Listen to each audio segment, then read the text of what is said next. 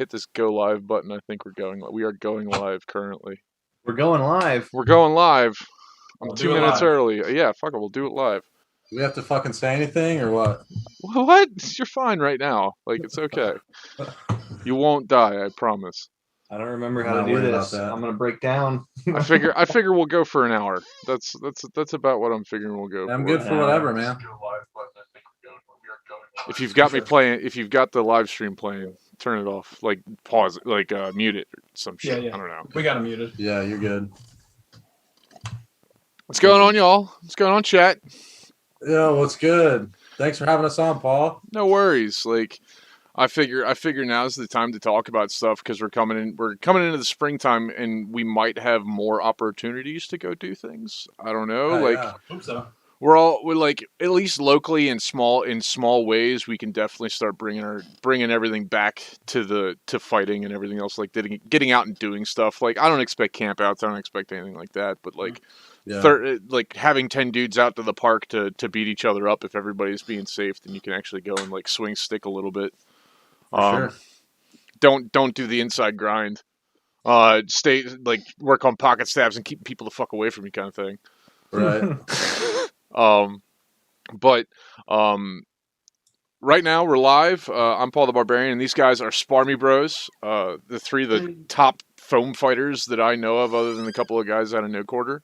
Your Knights, actually. For sure. And I've watched all these guys like stand up against some serious lines and just murder face, and I'm like, wow, well, I like talking to these guys, so we're gonna talk to them. Yeah, it's kind of neat because like we come from a little bit of a different perspective than like some of like the steel fighting guys that probably follow you. So yeah. Well, the other thing about it is that foam fighting is actually picking up a lot of speed in steel fighting, like the way we train, because putting on steel armor all the time sucks. Like you beat the crap out of your expensive kit, you get hurt more often. Like doing foam, you can do more reps, you get more practice, more helm time. Do steel still put on your shit and everything like that. You got to get used to fighting that. But doing like the full foam kits, I don't know if you've seen those things. Soft kit, isn't that the term? Then they call them soft kit. Yeah, they're calling them soft kits. And they're doing what we've been doing for like the last 20, like I've been doing it for at least 10, 11 years. I don't know how long you guys have been foam fighting. 15 for me, man. Yeah, quite a while. They're doing the thing that we've all been doing, and I'm like, well, not news. Well, you know what's pretty cool is I think it was like June or July of 2020, kind of when COVID was, first kind of ramping up after March, I guess.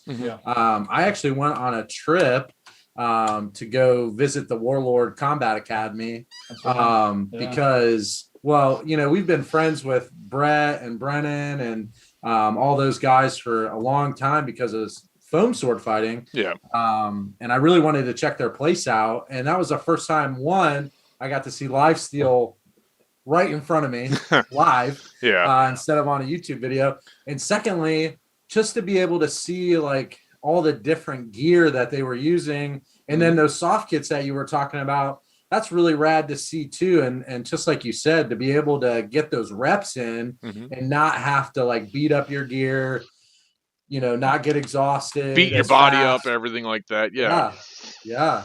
So it was intense. I remember I walked into the Warlord Academy and they were actually they were having the I forget the name of their female team. Mythics. Yes, the Mythics. They were doing like some 3-on-3s.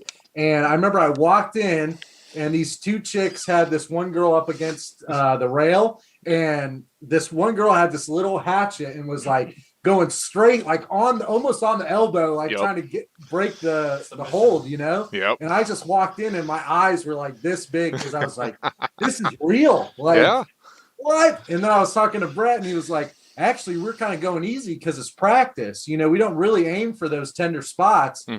When it's go time against, an actual team, he's like, that's when we really try to exploit the gaps in armor. And I was like, wow.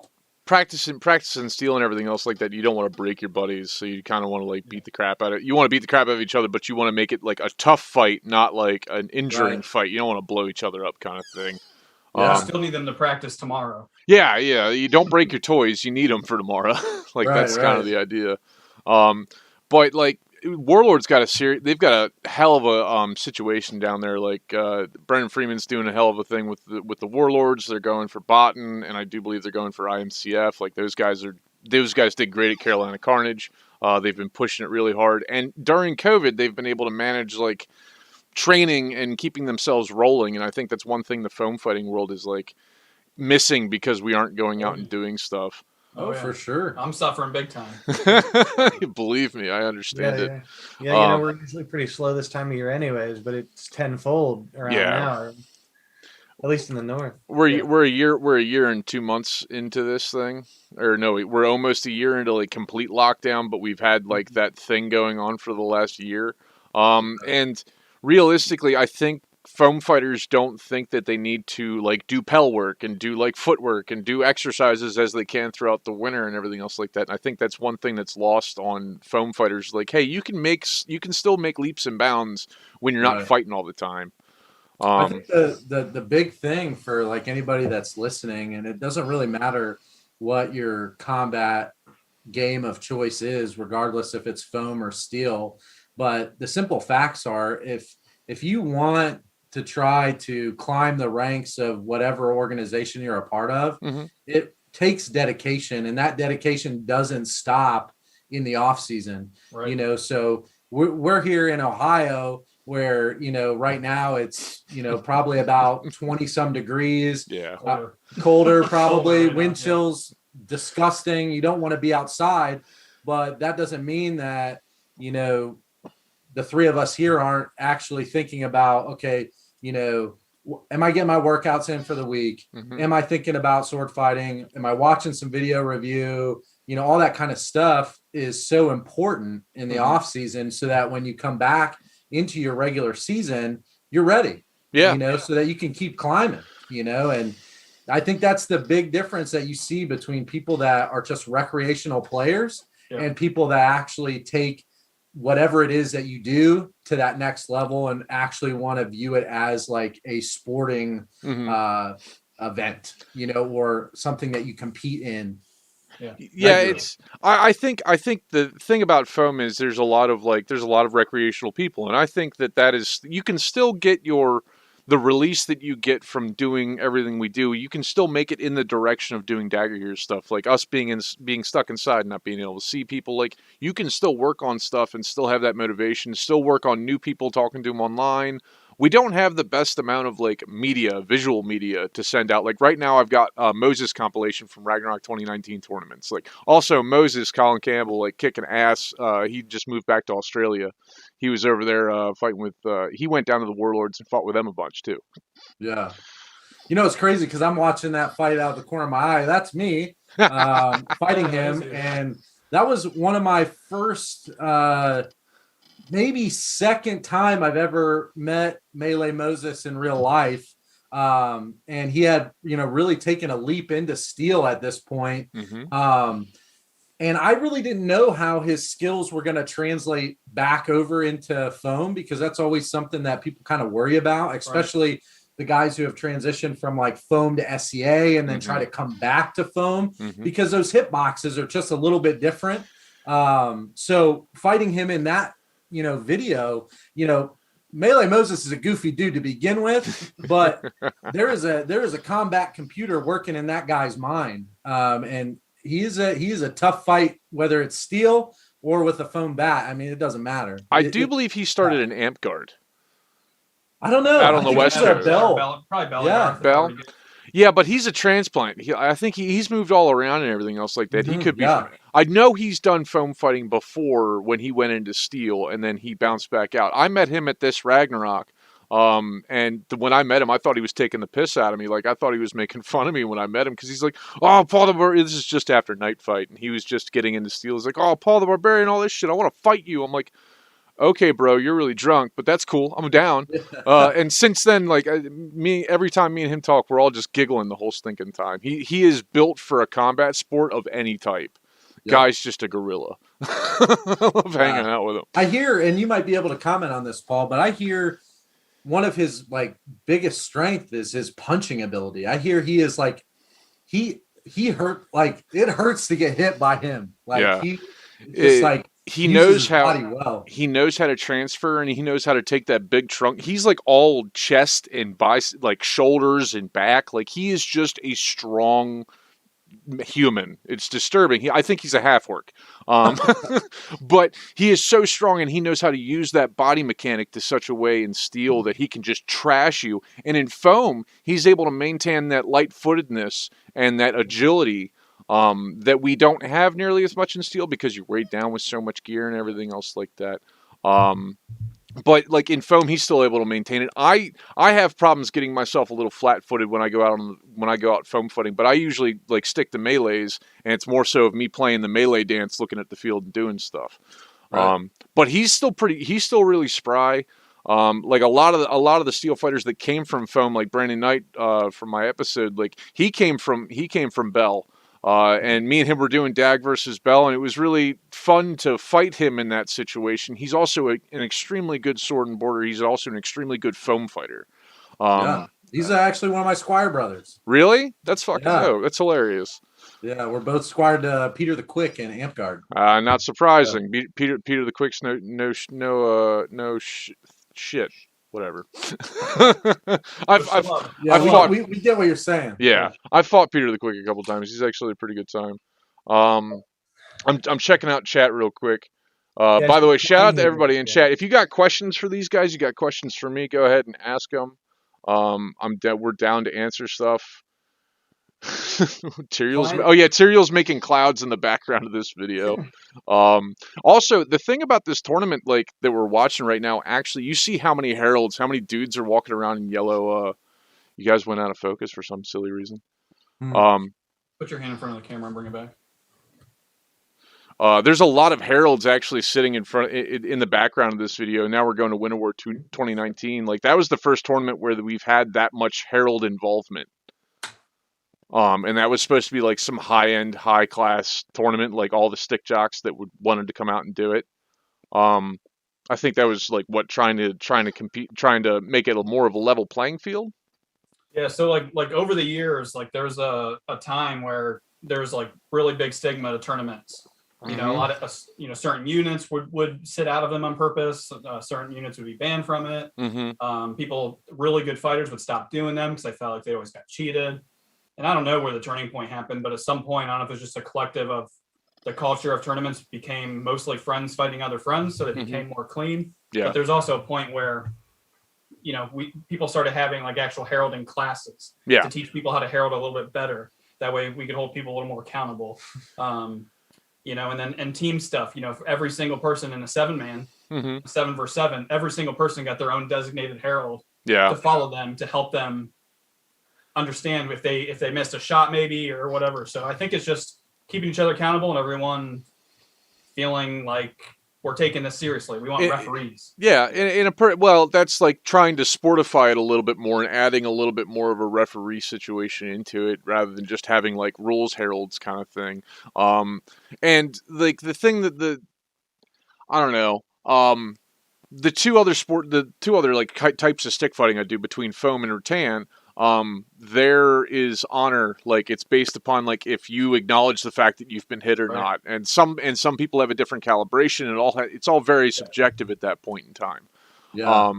So like you really think about it, like that's why I like steel, because it's pretty cut clean about who wins or whatever it is. And when you get to singles fighting where you're making points and everything, then it's a little bit more subjective, but you usually have two guys that are checking each other for counting.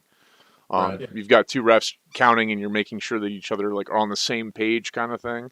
And that's how all martial arts are. Boxing's like that. Fencing has a line judge that, or whatever they call him, who determines who gets hit and who doesn't. It's never up to the competitors. Our game, foam, is different than most games where we decide if we win or lose. Yeah, it has its own sets of problems.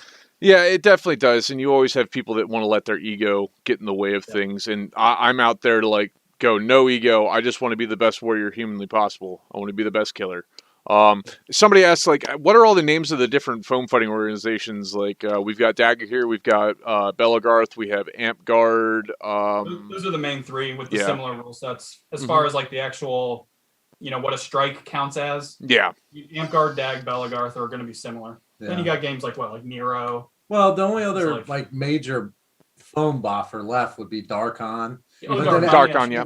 everything else from there is going to get more into a LARP, I would think. Like it's going to like Nero's more role play based with like higher hit points and like latex weapons. That's more like a game. Well, it's like, how do you explain that? It's more like a dungeon crawl kind of game. Yeah. Same with like the Beacolines and stuff that are out there. I mean, you know, it's combat, but it's different. You know, I feel the distinction is a full force combat sport versus a actual like RPG live action role playing. Like you are going and you have to go and get these items and you have to do this thing. And there's a whole storyline that goes along with it. Right. Hit points and damage counting and numbers. There's a lot more math involved. I feel like sometimes the best combat guys are the guys that might not necessarily be the best counters. Yeah. You know, who'd have thunk? I run into walls, man. I hit you, you stop moving. That's all the math I need. You know what I mean? Yeah. I know it's sham. I know that my Paul the Barbarian admin is sham. It's Shamrock. He had to inform me in the chat. So I was gonna say you're like a great talker and typer at the same time. I'm like, man, this guy's like answering questions. I know. I have chat sitting up so I can look at it on this screen, and I've got things on this screen. Look. I decided the other week when I was going to start convincing like Europeans to come on my channel and talk with me about stuff. I'm like, I need to figure it out a little bit better than what I've already figured it out too. Let me ask you a question, Paul. So with your foam fighting experience that you've had, how do you feel like that's either helped or hurt your transition into steel fighting? What do you think the benefits or the cons of that were for you? The fact that any analog that has to do with fighting with a sword, like any sword-like analog that is in a fighting sport, I've tried to do it and I want to do it. And I think anything that has to do with holding a weapon in your hand and beating a dude up will help you in any other combat sport you're working with. My basis comes from Dagorhir, like how I take my stance, how I throw shots, like how I move across the battlefield. Like I was able to learn that in Dagorhir, and I think that actually gives me an edge because Dagorhir is that much faster. It's that much more acute. Like the blows come in like exponentially faster than anything I deal with in steel, except for maybe like falchions or anything else like that. But I have armor that I don't care. Like I'm like, go ahead and hit me with the single-handed weapon. I'll take it for a couple of minutes. In foam, I don't have that. I don't want to be hit to tag. Right. And it's the same with rattan. When I shifted from foam to rattan, I'm still doing all three of them, for God's sakes. I was actually doing spear drills the other day for foam. And like realistically, being able to move that much faster and being able to read the field, Dagorhir is also 360-degree engagement. Right. The SCA, the rattan fighting, doesn't always have that. And the fact that Dagorhir moves that much faster and foam moves that much faster, it made your field awareness exponentially better. And I think that's one thing that foam definitely gave me was that situational awareness in the field and understanding where I am compared to the other competitors that I have to deal with, the other guys on the other team, my team kind of thing. Right.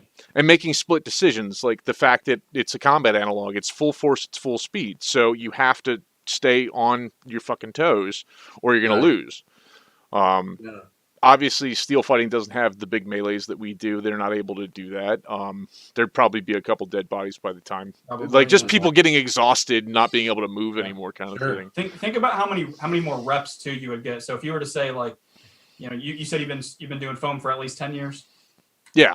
Let's just say you started doing steel at the same time and you split your time evenly as far as, you know, events go. How many more hours of foam can you put in than you can put in for steel, right? You can fight from the time you wake up to the time the sun goes down, drink all night, wake up and do foam again for another 12 hours, where I'm not sure you could do that with steel. I mean, maybe when I was like 22, I could stay up all night, like fight all day, stay up all night, party, and then go and do it again the next day. Like even in foam, that would take a little bit of effort now. But realistically, infinitely more reps. Yeah, no, definitely. And that's been actually one of my main ideas and my proponents to like training with foam kit for steel, and I think that's extremely important. And I still want to pull people from steel fight. I want people from steel fighting to go out to a couple of Dagorhir events. I want them to go out to a couple other events. I'm like, I want you to go and deal with a melee. I want you to go out and like see how fast things can really move and how fast things really can change, and see how that'll correlate to their steel fighting and help them train better.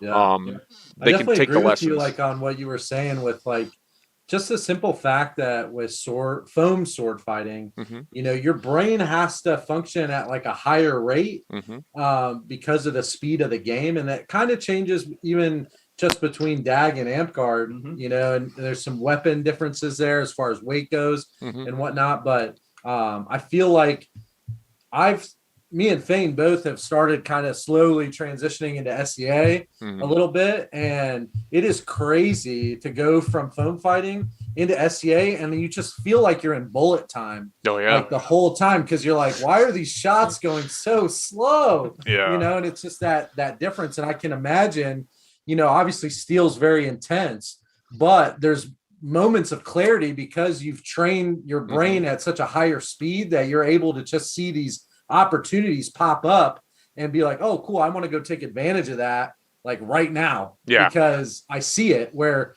a guy that maybe came up just in steel fighting or maybe just in SCA might not have that same speed to kind of think about stuff, you know. Fane, are you seeing that as well? Like, you guys are slowly transitioning into rattan. Like, I've been in rattan for a couple of years, so that's like that's not news. No, I agree 100%, and it's a blast too. You know, we're going slowly, not willingly either. Yeah. I mean, I did it my first time, and I've already bought several pieces of armor. Oh hell yeah! Further, you know, it's a blast, and I'd agree with him. Yeah, feels a little bit slower. Fought some other people where it doesn't. You know, varying skill levels, but I mean, your Dukes of SCA are very high caliber fighters. You know, they're gonna bring a different intensity to the bout, you know, but like I would say kind of like your general population Scadian is like way slower than your general pop like Dag fighter. Yeah. Well, you know what we get to kind of, even if a lot of people don't say it, is that we're the wimpy foam fighters. You know, we can't swing this heavy wooden stick. Yeah. And I think we probably proved a few people wrong. You know, this is my biggest beef, Paul. This is gonna be my hot take for your show. Okay? Hot take. Yeah. So I think the biggest thing that across any combat game that I see happen more often than not, sometimes it's comical, sometimes it's kind of annoying, but everybody out here needs to realize that they might not be hot shit on the block anymore.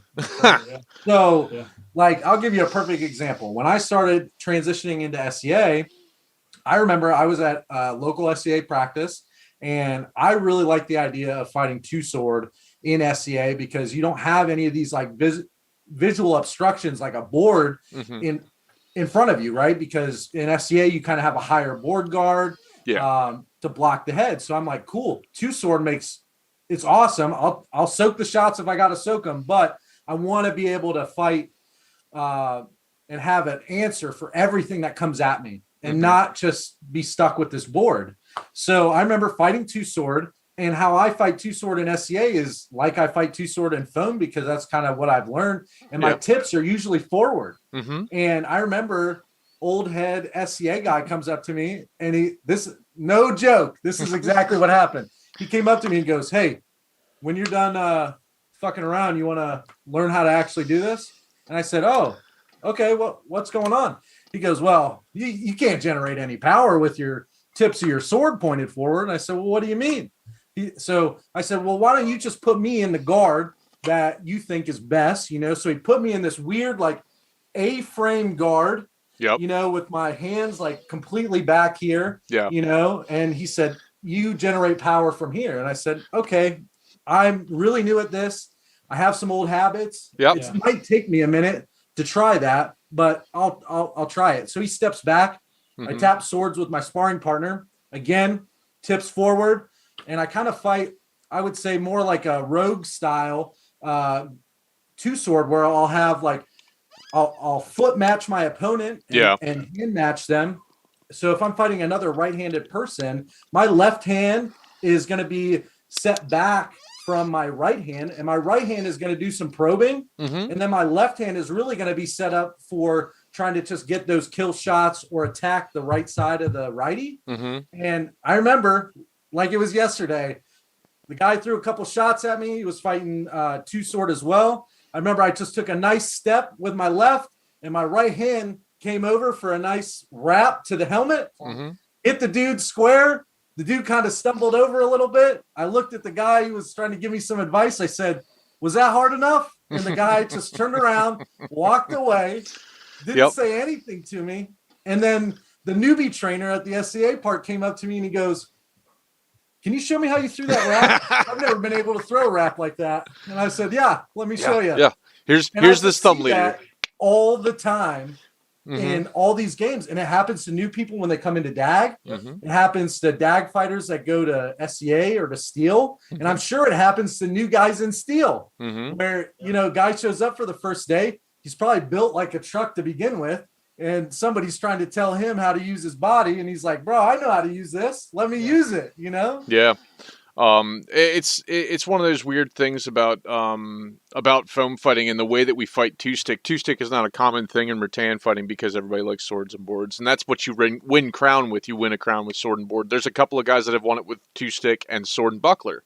And fighting tips forward and everything else like that allows you the stab game is exponentially different because the head is legal. And the fact that you can shoot this box and you don't have to land it with a whole lot of force. You don't need to drive it into the guy because it's only positive force in most places. Yeah. So being able to work the stab game changes exponentially from foam to rattan. And I think that's actually a lot where you can like really screw with them with this hand, throwing the stabs and the jabs at them. And then you just chop the ever-living piss out of them with your other arm. Like, you've got two offensive weapons, but both work defensively perfectly fine as well. Yeah. Right. It's the skinniest shield is the other sword. Yeah. Checking out people in chat. Osala said, look at the hips instead of the arms for going into rattan fighting. You're looking at where they're stepping their hips. Like, their step is a lot different from foam fighting. Foam fighting, you can throw the blow from just about anywhere you want and still generate a fair degree of power. There's also a lot of problems with foam fighters going into rattan fighting that they still try to do the same thing, and they'll actually blow their arm out because they're like, I'm trying to flick this thing that doesn't weigh. It weighs a lot more than what I'm used to, and I'm like, oh wait, I missed, and it just like throws them off and they blow out the wrist kind of thing. Yeah. So let's bring it back down to foam. Well, you know what? I think foam to rattan relation, we all started way back when foam weapons were a lot heavier too. Mm-hmm. Right? You know what I mean? I Definitely. feel like maybe having those roots helps transition to the rattan sword a little bit. Yeah, it definitely does. Moving the hitbox up changes your angle game a lot. I think that's the biggest thing that people miss out in rattan fighting is the amount of angles that you can shoot. Foam fighting, you can shoot a lot of angles as well, but you have to like remove the top of the shoulders off. So that's one of the things I like about the foam kits that we've got. They all have helmets. Right. So all I'm saying is what kid who's been playing foam sword fighting for 10 plus years doesn't love the opportunity to whack a dude right in the fucking helmet. Yeah, really. You know what I'm saying? It's the greatest feeling on the planet. It's so awesome. When you've ignored this hitbox for 11 years and then somebody hands you a rattan sword and goes, hit that guy in the head, you're like, let's go. Dude, I don't even try to hit anywhere else. I could probably hit them in other places, but hitting people in the head is great. Hey, Fane, have you tried out any longsword stuff in rattan? No, I have not. Not yet. Not quite yet. Those $2,000 gauntlets are barrier to entry. Well, I got a big old pickle barrel in my shed out back, and I bought a few patterns to make them right. I'm going to make some pickle barrel gauntlets. I know that's probably not optimal. Mm-hmm. But I'm going to put some good padding on the inside too and get into that greatsword. I'm really excited about it. I mean, we went to one event myself and I've been to one practice. Yeah. Love it. Haven't gotten to touch a greatsword yet. Dude, you're gonna concuss somebody. You gotta be careful about that. Yeah, definitely gotta be careful about that. But I'm excited about it. I mean, they've pointed out and introduced me to a few of the dudes that are supposed to be top stick with greatsword. Mm-hmm. I think I can take them. Do you think Fane's greatsword and foam would translate to rattan? You can do a lot of sniping, a lot of hunting with longsword. You also have to understand it's a different step game. because you need to work the outside. You need to be able to work. You need to be able to work both sides, being able to step to them, change the angle of your greatsword, and lay the shot in. You could do a lot of sniping to the arms, the elbows. Headshots are very like you can do all this things that you need to do. I trained German longsword when I got into rattan fighting, and I did a little bit of research when I was in foam fighting. And I'm not half bad at using a longsword in foam fighting. What? What are you laughing about? What are you laughing about? Tyrell's got it right, man. I don't know. Fane, put your ham hocks up in ham hocks. In the ham camera. hocks. Look at these things. Yeah. Look, this is what a normal size ham looks like. Look at that. It's tiny compared to Fane's. This guy's got freaking lunch boxes for hams. Lunch boxes. I'm gonna get you with my lunch box. Yeah. Listen, I don't know when the last time you saw my boy here swing a long sword, but he doesn't need to work on cutting in angles. Okay, he's got the angles. I already do that. People need to work on blocking this boy right here because it's gonna hurt. I'm telling you, the first time somebody puts a long rattan sword in this guy's hands, it's gonna be a nightmare for whoever's trying to train him. I'll just say that. Give him some sparring reps. No. I will not be Fane's sparring partner with Red Sword in rattan. I don't like doing it in foam. Yeah. It Not because sucks. it hurts, but it's because it's hard. It's hard as hell. Fane, I'll come up and I'll bring a couple sticks. yeah. I'll come beat the shit out of you. It'll be fine. Perfect. Yeah. I'm looking forward to it. I told you a while back I'd love to fight you with steel for my first steel fight too. Oh, that'd be terrible. You live in Ohio though. Why would Ohio? You're in like Philly, right? No, I'm like Maryland. Okay, Maryland. Like Baltimore. That's only 5 hours, dude. Yeah, we have some other guys out there. I know. The only reason I come up is really to hang out with KLT's dogs. Like just the big fluffers. We do have access to a dojo still. Technically, I have a key to that place. Yeah. Ooh, there you go. Yeah. How have you guys been? Have you guys been training over the cold months and over the COVID months? I actually have not been. Admittingly, right now it's a motivational thing for me, and I struggle with this in anything I put time into. So any hobby, if I don't feel like there's a way to compete against someone else or to test my training or to put my training to use, I become extremely unmotivated. Yeah. So I've done pretty much zero, maybe 2 days since events were canceled of sparring. Yeah. So like in a year, like we went to Britannia Fair. Yeah. And I'm trying to think there might have been one other time, but I'm not sure. I'm not sure if there was or not. Yeah. Yeah. What about you, Fane? No, I have not been. I'm sorry. I would love to be. I have been. There's a broad scope of training. Yeah. You are working out. Yeah, I've been hitting the gym a little bit. Yeah. Okay. Yeah. I stay in shape, as far as that goes. I mean, I'm not like super cut or anything, but fitness and my diet's always pretty good. Yeah. But I do that regardless of this. Sure. But I mean, at least you're doing something. Yeah. Right. There's a lot of people out there that have just been doing nothing. Well, they probably also didn't use the gym even when fighting season came. That's true, but they're filthy casuals. There's things out there, you know. I still daydream about it a lot, I think specifically. Same, yeah, I miss it incredibly. It's past fights, future fights. Yeah, the three of you are hanging out currently. Yeah. And you're not fighting at all. You're not doing block chops and stuff like that. You're not doing little training things between the hardest three part of about you. this COVID thing, especially with like the friend group that you see in this room, is we got one guy that works pretty closely with potential COVID patients in the hospice, field. Fane's out doing calls for his job. I travel for work too. So, a lot of our time has been spent apart, and it's not because we want to be apart. Yeah. It's just, it's been, safer for each other to do that. But, this COVID thing threw a loop for, a lot of people. And, trust me, I've been jealous of watching those warlord guys down in Texas be able to keep things together. But, they also have a larger group of people that are willing to do those things together, which has been hard up north. Film fighting's kind of cliquey to begin with. So, if you don't have a lot of people that want to get together, it can make it really tough. I've been fortunate. I have a pretty active squire in Dagorhir. He does like fighting a lot. So I feel like probably out of the three of us here, I've probably fought the most.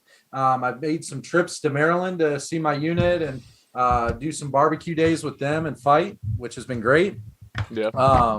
But outside of that, it's been trying to train in the gym, and I hit a Pell. That's really all you can do. I think Dagorhir misses out on the Pell work and everything else like that. And I think they're really missing on the fact that you can do the homework and still get stuff out of it. I know it's not just like it's not going out and fighting people.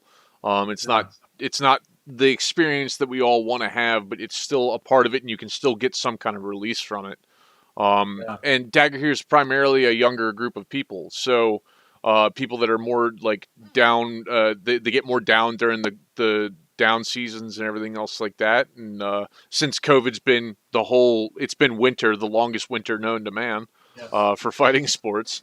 I think people are really stuck in that point, and I really think this is an opportunity for us to build the community, to reach out to the community, expand, talk to people, make videos, take old film and clip it together and make actually like things that look good to bring more people. Like TikTok, the guys on TikTok have been bringing more people into foam than anything else.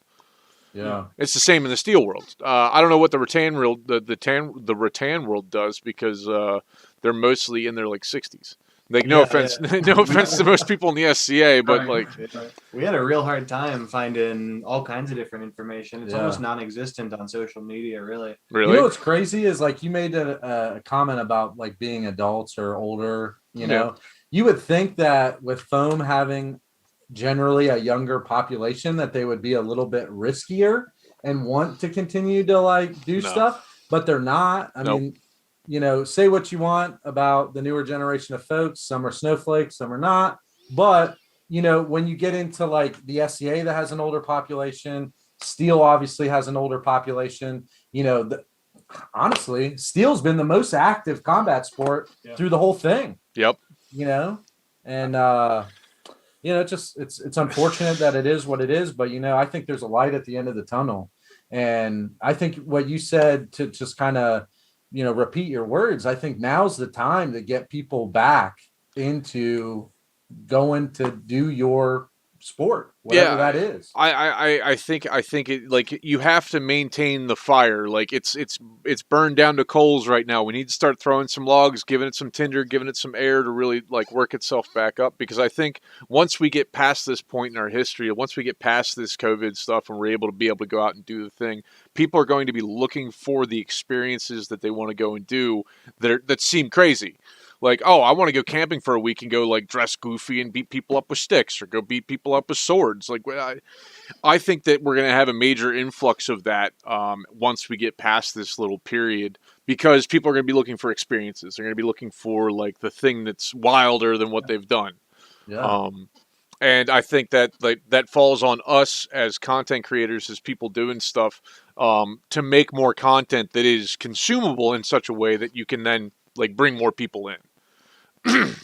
Like, you're really pulling on the heartstrings here, dude. Hey man, it's you got to do those things. You gotta pull on them like udders. I want the milk. But like, and that's the whole reason why I've been pushing and doing as much as I have with the YouTube channel. Like, I'm doing this. I'm doing a new series called Across the List: Boo Herd Around the World, and I'm talking to dudes from different countries. Tonight at 3 in the morning, in like 9 hours or some crap like that, I'm going to be talking with Sam Ride and Bryce out of Australia about their steel fighting experience and how it is in their country and how they see the rest of the world in steel fighting, and reaching out to more people, because I think this is the time that we can take advantage of the fact that we can actually communicate like we are right now. Yeah. Like, the fact that I don't have to be in the same room as you to like have a good product and do the thing. And if you're willing to stay up till 3 in the morning and like listen to me goof around with a whole bunch of Australians, it'll be pretty funny. Yeah. I'm going to be jacked up on pre-workout. I'm going to definitely be playing Dark Souls 3 for the first time in my life. I've never played Dark Souls. Nice. I'm going to play that in between so I can just get myself really frustrated and stay up. Yeah. But like, I in the foam community, how do you feel it's going to progress? Like, from where we were at the beginning of 2019, and how the community was. We're bringing in more arts and sciences. We're doing more with tournaments. I think every aspect of Dagorhir was going in a direction that was good. There was progression in all areas. How do you think that will carry forward going ahead? I think over time, because we've most of us all of us started out in DAG, and then we got a little bit of taste of Bell, and then we, up until COVID, really, we almost started primarily just doing AmpGuard. And if you were to go to an AmpGuard event versus a DAG or Bell event, AmpGuard has a lot more non-con stuff. They have a lot more of the arts and sciences. They have a lot more service-related tasks. So someone can spend 10 years in AmpGuard, never do a battle game, never swing a sword, but still be a huge contributing member of the game because they do stuff like running events, running workshops, sewing, arts and sciences, what have you. And we're starting to see that the games are starting to kind of cross. So even in DAG and Bell, I'll speak of RAG, for example. They have the Ragnarok University the last few years. So they're bringing in classes for arts and sciences and a lot of non-combat, which DAG's always been traditionally combat. That's what it is. It's combat. Over time, it's becoming more and more inclusive. And you mentioned, TikTok, things like that. The game's going to blow up. I mean, it's going to keep getting bigger because we have access to viral media now. And our game is not just for sword fighters. We have a larger group of people and different types of people that we can, advertise to and try to bring into a game that's honestly, it's a hobby, but it's like literally just what we all, ate and breathed. And Dagorhir, it isn't like, for a lot of people, not even like just a hobby. It's like literally their life. Like I thought more about sword fighting than I did my job, than I did anything like that. It's like for some people, it's literally. I've quit jobs to go to events. I mean, like it's who hasn't? Who hasn't? Like League of Legends. It's like you get on and play some League of Legends like after work, and then you kind of go to bed. It doesn't really become like your life. It's something you do in your life. Yeah. But like Dagorhir for some people, it's literally their fucking life. Yeah. Like they wear garb at home. They call each other when they go to Applebee's after sword fighting. They still call each other by their sword fighting names. It's we're all still in garb 3/4 of the time when we go to restaurants after stuff. I mean, there's like straight up people that I've known for years that I don't even know their real name. I was talking with Calster over the weekend, and I was like, if I got pulled over with somebody that I sword fight a lot with, the cops would never believe me because they'd be like, "What's your buddy's name?" And I'd be like, "Let's say it was you, Vicar." I'd be like, "Well, that's Vicar." And then they'd be like, "No, like, what's his real name?" I'd be like, "I've always known him as Vicar." Yeah, I got no idea who this fucker is. Yeah, I don't know his real name. I don't even know his address. So but it's like the game just brings people together like that, and that's what it is. And the games are merging. Like, there's so much more cross-play now. I mean, I don't know where the game's going to go because, like, here's the deal. I felt like in 2019 going into 2020, I felt like when it came to DAG, I felt like there was a big divide. I felt like you had a lot of like arts and science non-com stuff going on, and you had a lot of, we'll say, and we'll use the term stick jock or fighting only participants on another side, and they didn't really seem to like click too well. And there was I feel like the respected knights of Dagorhir really started trying to bridge that gap and, kind of say like, hey, this is important, just says this is important. And there were, obviously outspoken members on either side of that as well that were trying to kind of bring those things together. But with this break, I feel like there could be a lot of positive, but it really just depends on, I think, people's attitudes coming back into the game. I think, people need to go like, hey, you know what? I haven't been able to do this for almost a year or over a year. I just want to get back to it and I want to have a good time. Let's not mess with the drama. Let's just get back to doing what we were doing, And I think that just comes down to like, when I saying that arts and sciences and the fighting and everything else like that, higher tier fighting made some movements. Arts and sciences definitely made some movements. They don't really work well together. They don't really work together all that much because they don't really need to. They can be completely two different separate entities and stuff like that. But like your hobbyist fighter compared to you guys that are sportsmen that like train like it's actually like I want to go win tournaments kind of thing. I definitely feel that there's a bridge that can be a gap that can be bridged at that point. You guys still go out and have fun in melees and stuff like that. You guys can go and still have fun at a tournament. You don't have to be like hardline killers about it, but definitely be hardline killers about it. Here's a little unknown fact. Most of the people that are quote unquote stick jocks are also very crafty individuals. So when we get categorized as one thing, it's like, okay, I get it. But it's like, through our night process, a lot of us had to do things that we didn't want to do, and a lot of those things involve crafting, service, all types of stuff. So I very much care about all those things. I love the flavor. It's what makes our game that much more exciting. Yeah, it's all important. I think all you netted assholes should learn how to dance before you're given a belt. Hey, that's I'm a good dancer. You think you're a good dancer, buddy boy. Dancer. This guy has the best stanky leg on the East Coast. Best stanky leg. So if you want to see it, what'll happen? No, I'm good. Oh, by the way, positive direction. By the way, Inox does not have a real name. Inox is his real name. Done. I know nothing about also a vampire. Inox. He's also a vampire who is just constantly shredded. I don't know how he does it. He's just constantly shredded. Consumes a lot of humans' blood. Look, baby souls from a basement of a pizza shop. The Finox is fine. So, like, I think coming out of this period of time, we can definitely see a lot more excitement because people haven't been back. Like, all the older fighters coming back that want to do things. Like, you've had a year. I hope to God you did some kind of project. I hope you made your shit look a little bit better. Like, fix some straps. I don't know. Old guys are going to come back because this whole year, nobody has looked up to them in their regular life. So they are so excited to come back to like rule over little kids in their units. Facebook groups for. Yeah. But the rest of us will be like, hey, we just want to hit each other with sticks. Let's go. You know? Like, that's what it's about. Let me make one counter to that too, though. I also think, and maybe it's just the way of me justifying it, but my body feels so good right now because I've taken like a full year off. Like, I was fighting through nagging injuries all the time, always injured, always had something. My mind, like, I thought about sword fighting and just all the time. Mm-hmm. When I was going to take a crap, I would bring up sword fighting videos and watch them at 0.25 speed. Like, I never gave my brain or my body a break ever. And if you look at like pro UFC fighters, they take time off because your brain does have to like reset. Yeah. Otherwise, you can't retain everything you're learning. So it is healthy to step away from a hobby, especially if it's like a competitive hobby. And to me, it's been really therapeutic. Now, could I have gotten the same kind of, good feeling from 6 months instead of a year? Yeah, probably. But you could have just gone to therapy. Yeah, I could have done that.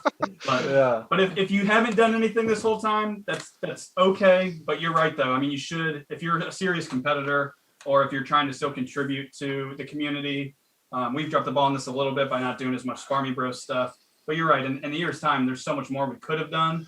Yeah. And since this thing isn't over yet, there's probably more that we should probably start doing. Not that, we have a responsibility, but I do think I think it's also important to kind of note for like anybody that views this after the fact, or maybe you have some people in here who are the SparMeBros and like how did this even like come about? Mm-hmm. Just to kind of give you like a short bio. We are like the Jerry Springer of sword fighting. God, that's the word. No, you got to shut the fuck up. That was the first thing you said. We're the Jerry Springer of foam fighting. The trash TV of God. But our big thing, and part of the reason why I think there's been a little pause to our content creation is we need events and things going on to help put a light on things that are going on in the community and also bring a fun element to those things as well. We are very serious competitors, but we also like to kind of stir the pot, and I can honestly tell you, since when SparMeBros first started, the whole reason for it was to talk a little smack to some of the guys that are probably the best in the game. Mm-hmm. And all we wanted was just for them to realize that we were on their heels and they needed to pay attention to us. Yeah. Because we were that next generation that is coming to take their spot. And we wanted that time together. We wanted to show up at an event, and we wanted this guy like Brett, for instance, who is, probably the best. You can put your top 5 of best fighters in the world together, and I can almost guarantee you Brett is going to end up in that top 5, right? And now with Steel, he's going to be in that conversation too. Yeah, he definitely is. Brett Skinner is definitely doing some work and showing a lot of people how to use judo correctly, and it's awesome. Yeah. So, for us, we just wanted him to show up at an event and be like, hey, where are these 4 little dudes that are talking some smack? Because they need to get worked. And we want that work. Yeah. We wanted that time so that we could, digest information from people like that, So that's why it started. But then the other part of it was we didn't have COVID back then when we started, but we wanted to give people that feel of being able to talk shop with us. We get to do in the garage. We get to do. Yeah. Right. Yeah. So I think now that there's kind of like a light at the end of the tunnel with this COVID thing, I think maybe we can start bringing that back a little bit because we have something to kind of push towards. When we had no clue if the world was even going to be the same, it was kind of hard to be like, well, I mean, where do we go? With our type of content. I think all it is for you guys specifically, and this is kind of to light the fire up your ass or put the boot up it. I don't know which, and I don't care. I think you should definitely take the moment to teach. I think that's a really big thing. We use our platform to do that quite a bit. Like we've done the fight cards locally. We do a lot of classes. We've done classes at what I'm saying, to put out content towards the general public, to give people that much more that they can work with during this time, and then they can actually train because you're showing them how to train at home. You take a heavy bag, you hang it up, you can beat it up with a foam stick kind of thing. And I think that you guys can definitely put some work in, and you could definitely put out some good content. And also a nightly thing is about teaching, about passing shit on, and like that's service that benefits someone else directly. Like it has nothing to do with you. You're just telling them how to do it right. That's helping them exponentially because it's coming from a more learned mind. I consume fight media, like all kinds of fight media. You don't exactly have to like do a thing where you're standing in front of a pel beating up stuff. Take old videos, like figure out how to use an editor and just draw over it like John Madden and like talk shop about the video or watch it and show things. I think that's a thing that definitely could be useful for this sport. I've found that has been useful for steel fighting, being able to bring more stuff out and explain things a little bit better to people, break it down a little bit more, instead of just letting them be lost in the field with stuff. Yeah. Yeah, I agree with that. Something I'll say too is that if we're not putting enough content out for anybody that watches or has seen us in the past, feel free to message me or any of us. I think we all try to reiterate that. We'll even chat with whatever you want to talk about for a while about sword fighting too. That inbox is open. SparMeBros page, personal page. Yeah. I mean, you guys know Never Living Shit Ton, and you guys come across correct. If you want to have an imperious brow every now and again, sure, you can look down your nose, but then you get the fuck over it and just help. I think what we're looking for is someone else to talk shit to get us fired up again. That's usually the way it works. Someone else thought they were better than us, or someone's like, "Oh yeah, that dude could trash," and you're just like, "Yeah, but could he?" Yeah. And then then we go down to the basement, we train, so we fuck that dude up at the next event. Yeah. So we just need someone to call us out. I think I'm better than you. Fuck off. Well, not a chance. See, we need a realistic call out. We need a realistic call out. I'm better at content creation than you are. Okay, well that might be true. You got us on that one. You know what I mean? We don't even have lights. What are you talking about? Yeah, dude, we got lights and everything. Oh yeah. Believe me, dude, like I had to rearrange my room about 4 times to make this work right now. It looks good, man. It looks good. I haven't died yet. Nothing's fallen on me. So I'll take the win. You know what I do want to say about the shit talking and the fun? It's always in jest. It's always in good spirit. I don't want anybody to take us wrong and think we're maliciously like kind of talking shit, fuck you kind of thing. It's all in good fun. It's all friendly motivation of sorts. You know, they're ready to back it up though. They're ready to back it up though. Right. Oh, for sure. It's like 1 in 500 people call us toxic. Yeah. Whatever. That's fine. You're gonna have haters. Everybody else gets it. They understand. They have a good time. We have fun. And that's a thing. Like competition breeds excellence. And you manifest your own greatness. And if you guys can be like, hey, we're going to be a little bit of abrasive so it drives you to go and do better, I'll be abrasive. That's fine. Yeah. Sure. So, like, going through this, I want to thank you guys for being on. I'm not exactly, like, ending it currently. If you guys have anything you wanted to plug, you want to talk about real quick, have at it, Jesus. I mean, I honestly believe that, like, if you are interested in doing foam combat, I think you should definitely try it. I mean, it's been an awesome experience so far in my 10 years, and it's taught me so much. I mean, the things you can learn from foam combat, I think, transcend all games. you know, and I think, and I hate to fanboy on Brett tonight, but I mean, he grew up, pretty much doing a LARP going into foam combat, and now is, probably going to be one of the best steel fighters in the world. So, obviously there's a lot more behind that. It didn't just come from foam combat, but it gave him the groundwork to be able to get to where he is. So I definitely think you should try it. And the other thing I think the foam combat world needs to realize is, steel combat is able to fight, and, COVID cases are down, because that's what it seems like, at least from the reportings that I've seen. These guys aren't, getting positive COVID results, and they're still fighting. A lot of it has to do with the fact they have a helmet on, and they probably wear masks when they're not in their helmet. Mm-hmm. And I think foam sword fighting can do the same thing.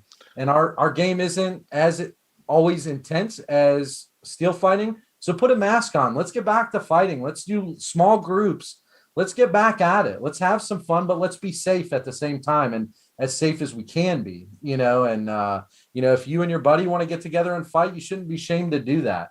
If you're both assuming that risk, then that's should be okay. At the same time, I like you want to hammer home, like, hey, be safe about it, be smart about it, kind of thing. If you want to have a small local get together practice thing, you do it outside, you stay away from each other, kind of shit. You're not up in each other's grills, you wear masks. Like, you can still do stuff, but be very diligent about it. I'm not telling you to go out and like find practices, but also just work at home. Like, you can do stuff by yourself. Just foam doesn't beat things up. You don't have to like be really hard about stuff. To really get in a little bit of practice. You go and dance your circle, and you work on your footwork or whatever. You go work on that sewing project that's been sitting there for a year that you haven't touched, kind of thing. Sure. Yeah. That's definitely a different way to look at it. I'm more worried about the combat part, clearly, my brain. Yeah. But yeah, I mean. Well, another light, me being in nursing and stuff, it's public knowledge too, but at-home testing that you get results in 15 minutes. I'm currently using them now. Right now, they're only available at healthcare. But those will soon be available for you to go pick up at Walmart. Nice. So like, potentially within the next couple of months, you'll be able to maybe everyone meet up for a small gathering, everyone test for COVID, all the people who are negative, and probably fight. So that's an option coming up. And then I'm getting my second dose of the vaccine tomorrow. So I'm a healthcare worker. My group, for the most part, certainly in my county, but I know across the country as well, almost all healthcare workers and first responders have gotten their second dose by about now, which means it's going to soon be open to the public. Yeah. So, and obviously there's still a ton of science on that. Everything's not foolproof. I'm very aware of that. Yeah. But it's looking like we'll probably miss RAG, but we might have a late summer season. I don't expect RAG to happen. I don't think it's a good idea to let RAG happen, just because that's a lot of ignorance in one area. Lowest common denominator kind of thing. You have to worry about it. But I definitely think that we will have some fall events coming out. And I definitely think that maybe there's an event in August that can really go down. I know Steel Fighting's got a couple of things planned out for this summer. I'm still wary of IMCF or Botten really going down and just seeing how things go over in Europe. And we'll see how it plays out. I'm not super confident in what will happen, because we always have to see what's going to go down if there's another strain or some bullshit.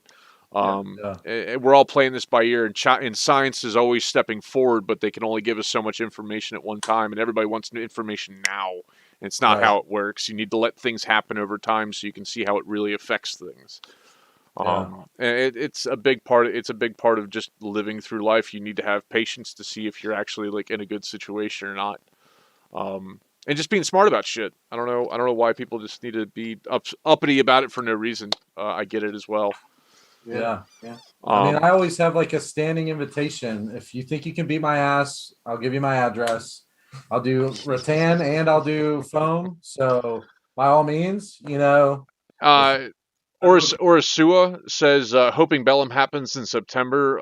Aaron Nab, Kai says Bellum was moved to September this year, which I'm pretty stoked about if we could do Bellum. That seems realistic, yeah. Yeah. Bellum is a wonderful cross gaming event that they do with Darkon and Dagorhir. And like that's a dope weekend. I enjoy that weekend so much just because I'm able to play both of my like RP game and my just like go fight people game. Yeah. and it gives me more training in steel because I wear my full steel outfit for doing Darkon because I can have hard elbows and knees, which is hilarious. Yeah, you get massive hit points, dude. It's like it's four extra shots, and then they do something to you. I'm like, okay, I'll go be a guy with a pole arm. Like this will be fun. We know you're not quick, so you need all that. Yeah. Like comparatively, I am like the slowest human out there, but I can still stab you real fast and chop okay. I can still do those things real good. That's true. But I want to thank you guys for coming on, and I'm trying to light the fire under your ass to try and do a little bit more, put out a little bit more content, because I know that you guys have good content, you have good ideas, you can do things. And realistically, I have all kinds of shit going on tonight. I've at 3 a.m. What time is it now? 8:30? However many hours that is. Yeah. At 3 o'clock, I'll be going live with the Australians, and that'll be a live stream. If anybody wants to stay up and hang out with me, whatever you want to do. Hit up SparMeBros on Instagram, Facebook. What else you got? Is that where you're at? That's basically it right now. Yeah, that's about it. Yeah. And then our personal stuff, obviously. I'm Paulo. This is Nick Compton. Nick Lincoln on Facebook. Yeah. And that's Brandon Miller. Yep. Thank you, Paul. I mean, thanks for reaching out and having us on. You know, it's got me hyped. It's got me hyped for sword fighting again. And the stuff that you put out, man, is killer. I really like the fact that you're not like putting yourself just in a box of steel fighting and you're, you know, reaching out. I mean, that's awesome because, you know, if foam games can cross, there's no reason why steel and other games can't cross. So. Well, I think that steel fighters, they hinder themselves if they don't do other fighting sports because steel does, it seems like it's the highest thing that there is. But there are just different aspects that are much more heightened in other games, like the speed in Dagorhir, the tactics in rattan fighting kind of thing. They all have their own thing that they do really well, very differently from each other. Right. So realistically, I think that everybody can gain something from every different analog that the sports offer. Even if you just go out for a weekend and go, hey, it doesn't take a lot. It doesn't take a lot of money. It's a much lower step-in cost 3/4 of the time, and most foam nerds have about 20 bats sitting around them, like weapons, falling out of their assholes. So there's no more strictly karate MMA champions anymore. They learn it all. Yeah. You have to do it all, combine it, and make it your own. And foam's no different. Foam's just what would be the mixed martial art term in foam? Mixed foam arts. Either way, all I know is that the day that I step into a ring and want to do steel, I know that I will be better than anybody that just decided they were going to do steel. So, and that goes for any game. If you just play DAG, you know, you're only going to get so far. Yeah. You know, we've realized that, but it's a great opportunity for anyone. Yeah. You know, really the only last thing I have to add is that I think all these games are just going to grow because you can make so many memories that are just so much fun, exhilarating, very memorable. You'll be hooked. You'll come back with any of them. You know, even more reason to try them all. Yeah. For any of those people that might watch now or later that haven't tried one, the other, or anything, you know, do it. Check it out. Hey, and last plug, I gotta say it. Okay, if you are new to DAG and you know it's something that you want to get into or amp guard, you know, I highly suggest that you check out Gorg the Blacksmith. I think it's gordtech.com. Yeah. You know, he's helped us a ton through our journey. He deserves every bit of props that I can throw him. I mean, this guy, just like a lot of vendors in a lot of different combat sports, I mean, this is his life, you know, so supporting him through his company supports his family. So, you know, if you want to try foam, he's got the gear for you. It's going to pass. It's going to meet the requirements. And almost all his stuff is built to last. So you'll get a good amount of time out of it. I'll definitely validate that. Gorg does amazing work with foam, and I'm really, like, the stuff he puts out is great. It's tough. It fits, like, what you want. He can make stuff custom. He's got stuff off the rack. Like, it doesn't matter. And he makes just great shit. A lot of people that are doing the foam fighting in steel, they want better equipment than like a PVC pipe with a fun noodle on it. They go to Gorg and they're like, I actually want like a sword or a stick made specifically for what I want to do. And he's filling that niche. Anybody that's trying to get into soft kit for steel fighting, there's also another guy to buy from. I want to thank you guys for being around. I want to thank chat for being here. You guys have definitely been about it. And I'm really it's really awesome to have like 20. We've had 20 viewers like the whole time, constantly. That's pretty dope, and I'm glad that we can like cross bridges with like my channel, like talking to foam fighters, talking to rattan fighters, talking to steel fighters, and being able to put stuff for everybody because fighting sports all feed into each other. So I really think there's a lot more correlation than people think. Yeah, definitely. Thanks for having us, dude. Yeah, man. I want to thank everybody else for being around. And lastly, get vicious or get the fuck out.